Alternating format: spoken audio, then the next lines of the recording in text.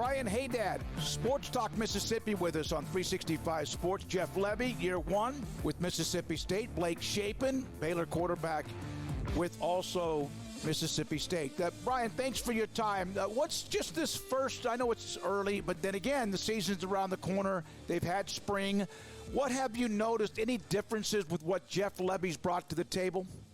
It just feels like it's a more, I know it's still college, but it's a more professional organization. When you think about, Zach Arnett and his first year as a head coach last year, just wasn't ready for the big job. It just was not ready.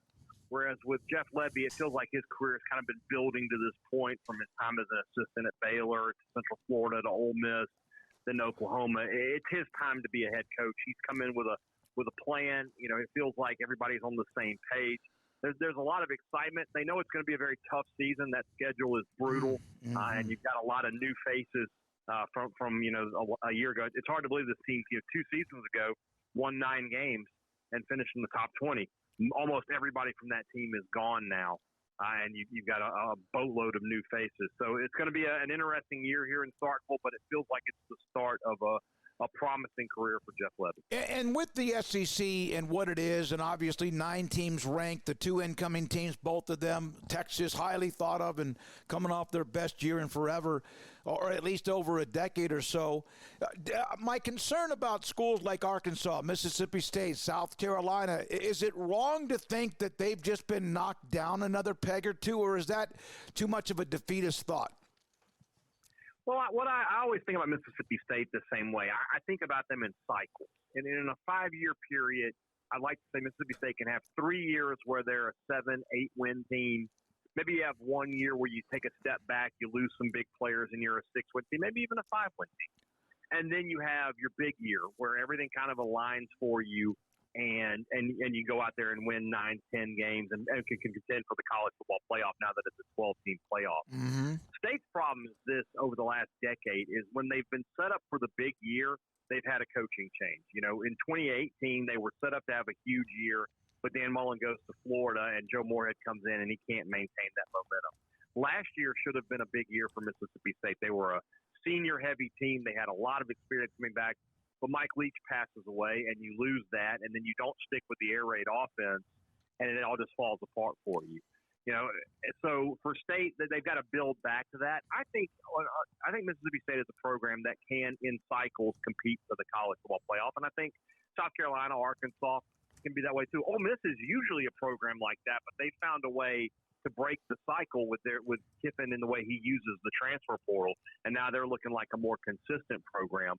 I don't know if that can keep up if he were to ever leave Ole Miss. So that's where that pops up. But I don't buy into the idea that State's fallen behind even further now. They can still be competitive in this SEC. Blake Shapen transfers from Baylor, and he's had bright moments. And then also, the last year I think it was just the entire program was in the mud. What has he brought to the table? What has Lebby said about his development? And where is he? Is he the obvious starter? That's why he's there? Yeah, he's QB1. There's no question about that. He'll get the start in 2 weeks when State takes the field against Eastern Kentucky. Shapen and Lebby seem to have a very great relationship. I asked Lebby on Sunday when we talked to him. He said, we talk about chemistry within the team. What about you and your quarterback? Do y'all have that chemistry? And he said, "Oh, that's a definite. That's a definite." He said, "There's no question about that." And when we got a chance to talk to Shapen at SEC Media Days, he seems like he's very much locked into what Jeff Lebby wants to do, but they're on the same page. What he's brought to Mississippi State is something the State didn't really have in the air raid, and that's the deep ball. If you go back and watch the spring game, I thought he was very accurate on his deep passes. He looked like he could make all the throws. Will Rogers threw for a ton of yards at Mississippi State, but was definitely limited in how far he could push the ball down the field. I don't think State will have that problem this year. Obviously, with Shapen, you worry about the health. It was a problem for him at Baylor staying on the field. But if he can do that for Mississippi State, this is an offense that puts up big numbers year in and year out. So hopefully Blake Shapen can continue that trend. What has he said about this offense? Because it is something that maybe favors him more. They were really good, obviously, with Bohannon and Baylor in 2021. Then they went to Shapen, who had that nice run at the end. But it was the wide zone, and they just didn't throw the ball well. I think it was a combination of the offense, the receivers, the time he had to throw. What has he said about this offense? I would think this is like a kid with a bunch of candy in his hand. Yeah, that's pretty much correct. Yeah, that he loves what State likes to do offensively, what Jeff Lebby wants to do offensively. He feels like his skill set fits this offense like a glove. I'll be interested to see from a running perspective. You know, when Lebby has been very successful as an offensive coordinator, his quarterback has been able to give him a good bit in the running game, especially when he was at Ole Miss with Matt Corral. Corral actually led them in rushing in 2021. I don't know if that's going to be the case here at State for two reasons. One, I don't know if Shapen is that much of a plus runner. But two, I think they want to do everything they can to keep him healthy because they just aren't 100% sold on the backups. You've got a redshirt freshman in Chris Parson and a true freshman in Michael Van Buren, both highly touted guys, four-star guys coming out of high school, but don't know if they're ready to take over this offense. So I think State's going to really run its run game through the running back as best they can and try to leave the Shapen back there to pass the ball as much as he can. Brian Hadad with us. He's our go-to when it comes to Mississippi State and the connection with Lebby and Shapen and more. What are some other guys that Mississippi State, as far as those who could help them win games, and what is the actual strength, and then what are some things that Coach Lebby, coordinators, and fans need to worry about? I think State is strong at receiver. You know, they brought in a few transfers. Kelly Akari, who played at UTEP last year, was a big play receiver for the Miners, averaged 22 yards a catch, well over 1,000 yards receiving. They bring in Kevin Coleman from Louisville, who was a four-star kid coming out of high school, signed with Jackson State when Deion was there, and then transferred to Louisville when Deion left for Colorado. They brought in Trent Hudson from New Mexico, who was a big play receiver for that team last year. So they've got some guys there, and then they signed 3 4-star receivers out of high school, including a local kid, Stalka Burnside, who the coaches love. They think that he is physically ready to play at the SEC level, even as a true freshman. So I think State has some talented pass catchers to work with in this offense. They've got some guys in the running game that they feel like they're going to be committee by approach on that. They're not going to have a guy who just goes out there and gets them 1,000-plus yards, but I think they have some guys who can get them 500-600 yards apiece. Defensively is where most of your questions are. State was not very successful in the transfer portal. They have a first-year defensive coordinator in Coleman Hutzler, who's never, called plays at this level before.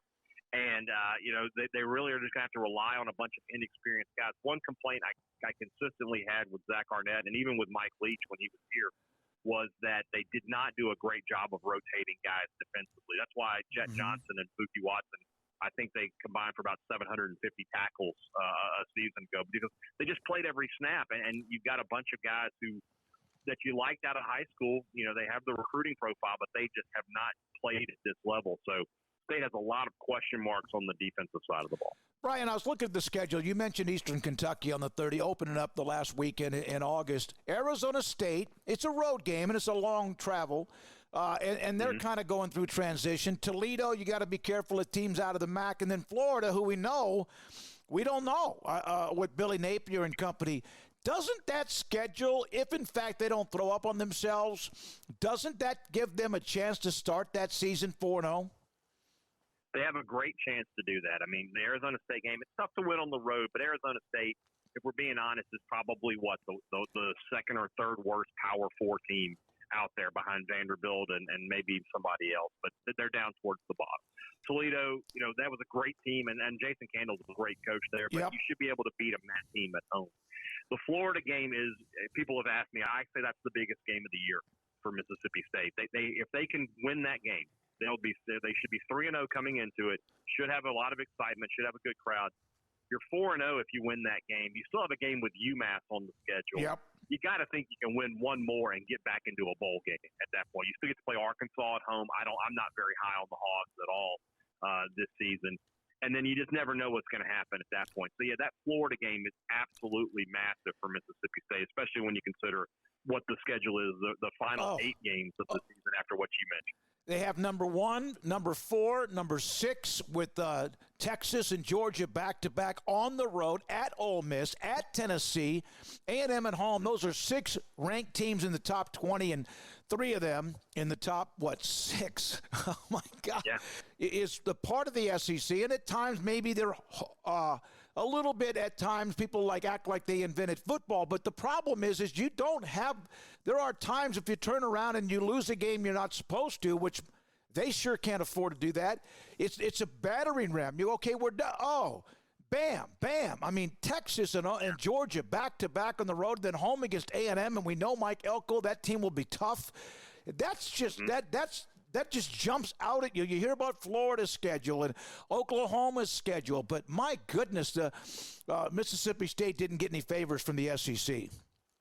And we haven't mentioned Missouri. They host Missouri between sure. at Tennessee and at Ole Miss. That's the last three games of the season are at Tennessee, Missouri at home, at Ole Miss. Those are all 3 teams that could be college football playoff contenders when you get to that point in the season. Absolutely. It is an absolutely brutal schedule. That's why I say in year 1, if Lebby finds a way to win 6, let's say he wins those 4 non-conference games and he can beat Florida and Arkansas, that is a very, very successful year 1 for Jeff Lebby. Question from a couple other guys that do the show with me, Garrett, Paul, and Craig. Do you you like what the offensive line coach and Cody Kennedy has done to try to put that unit together through the transfer portal? He was the guy. I said the defensive side didn't have any success. He had a ton of success in the transfer portal. He got Ethan Miner from North Texas, who was the top-rated center in the portal. He got Mac Pounders out of Memphis, who was really, really good for the Tigers a year ago, a Mississippi kid from there. Got Jacoby Jackson out of Texas Tech, and then Marlon Martinez from LSU. So he got 4 guys who, if all 4 of those guys could be starters for Mississippi State on opening day. Cody Kennedy, I think, has done a great job of putting together what looks like on paper a line that can compete in the SEC and be successful. Also, you mentioned the young receivers that they were able to get in the recruiting out of high school. I didn't realize this stat. They have not had a wide receiver drafted in nearly 30 years. Is that right? So that is the correct statement, and it's not. I always feel like I need to correct it. I'm not saying they haven't had a first rounder in 30 years. Right. They've not had a single wide receiver drafted since Eric Moulds in 1996. That is the last Mississippi State wide receiver. You think about how almost impossible that is. Yes. And State's had some good receivers in there. They, De'Runnya Wilson and Fred Ross a few years back. I mean, some names that would be familiar to Mississippi State fans, but they have not had one. And, you look across the state and you have Ole Miss with Dante Moncrief and Laquan Treadwell, A.J. Brown, D.K. Metcalf. It's been tough to get top receivers. Last year was, a good year for State to get those 3 4-star guys from the state, 2 of them from the state of Mississippi, 1 from Alabama. And, of course, this year in the state, the top player overall is a 5-star receiver out of Ackerman, which is about 20 minutes away from Starkville. He's committed to Alabama, but they're working really, really hard to flip him. But it's been tough to recruit receivers to State because there just hasn't been that guy that they could just show off and say, hey, go to the next level for Mississippi State. They just hasn't existed. Yeah, I covered Fred Ross when he was at John Tyler High School, by the way, back in the day before he committed to Mississippi State. They had a heck of an offense, and he was a major part of that. Brian, really good stuff. Good luck with Jeff Lebby, and I say that for him and with the program.